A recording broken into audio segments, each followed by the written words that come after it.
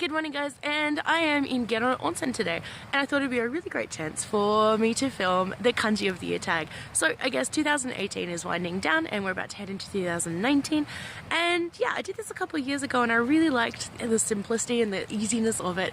Just the idea of having one word to kind of represent the year that's been and one to represent the year that's like you kind of what you would like to achieve in the year coming. I think it's just a really nice simple way to set goals and to kind of have that kind of idea going forward. So I wanted to do this tag. I haven't done it, I think maybe 2 years I didn't do it. Anyway, I'm going to put links to the videos that that I have done previously on this, but it was usually sent around by Jenny Silva every year, and it's kind of based on an event in Japan in Kiyomizudera in Kyoto, where the monks there will pick a kanji that's supposed to kind of represent the year that Japan has had. So I think we had like kin, which was like gold, I think a few years back, which was kind of representative of like the wins in the Olympics, and I think there was a lot of also like money issues and things like that. Kind of takes into account like sporting, social, political, news kind of issues, all those kind of things. I think the year before that was like yasu. Yeah, there's been a whole heap, which was like safety, because I think there was like a whole range of things that kind of happened with like national security and that. So it's kind of like a really interesting reflection of what's been like the major kind of theme for that year in Japan. So I actually went along to this ceremony. They block most of it off just for media, but I kind of got to see a little bit, which I might stick in here.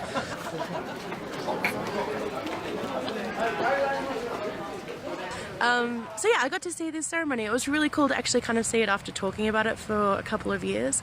So the kanji that was picked for 2018 was this one, which represents disaster.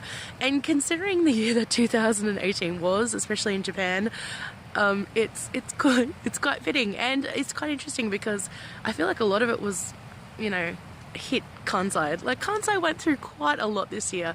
We had the big earthquake in June. I know there was the big earthquake up in Hokkaido too this year. We had the heat wave in Kansai, which lasted for like a stupid amount of time, and it was not pleasant. We also had the big typhoon that went through, which caused so much damage, and like landslides and things like that happened from all the rain and everything. So it's been quite a year, and it's been quite interesting to see kind of what's happened and how Japan has kind of gone through those things. So that was why this kanji was picked.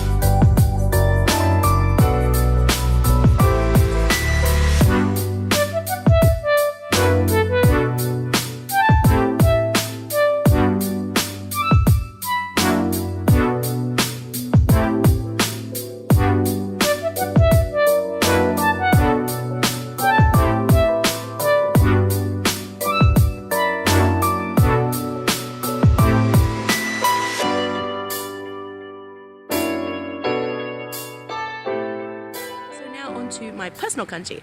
So the kanji that I picked to represent 2018 was this one, and that's watashi. So watashi, it's kind of one of the kanji you learn when you're first learning Japanese. It's for I, and I guess this year, I know I was a little bit hesitant to pick this one just because I thought it might be kind of a little, not selfish, but a little inwardly focused, if you will, and I kind of was thinking about it, and it still really fits, and I don't think it's necessarily a bad thing. I know I had a year of just different things and different events that happened that I really wanted to start kind of looking after myself a little bit more and taking care of myself, and I think that's a really important thing. I took time to try and get comfortable with my own company and who I am, and to just be happier as myself in this moment rather than always trying to be something different. I think, having goals and trying to improve yourself is a really good thing, and I think that's very much in human nature to want to do that.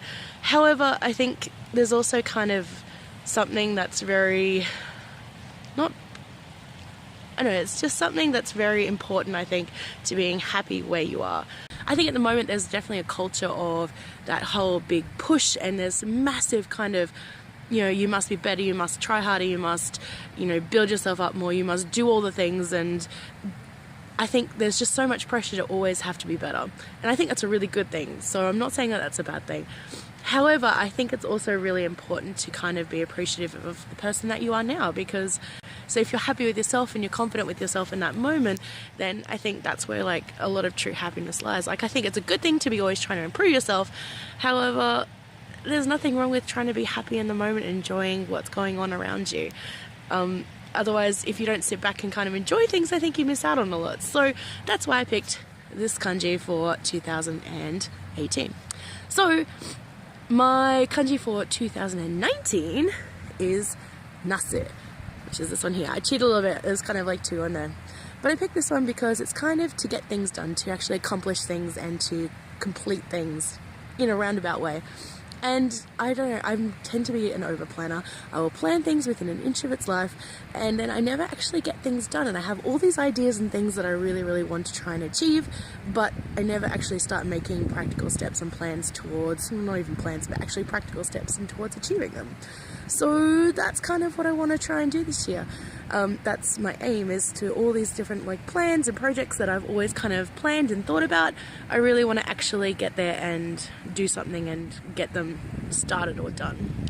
So yes, and I've got the sun peeking through. So anyway, those are my kanji of the year. I'm not going to tag anyone. If you watch this and want to do it, please do it.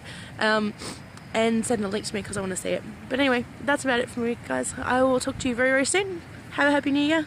Until then, bye.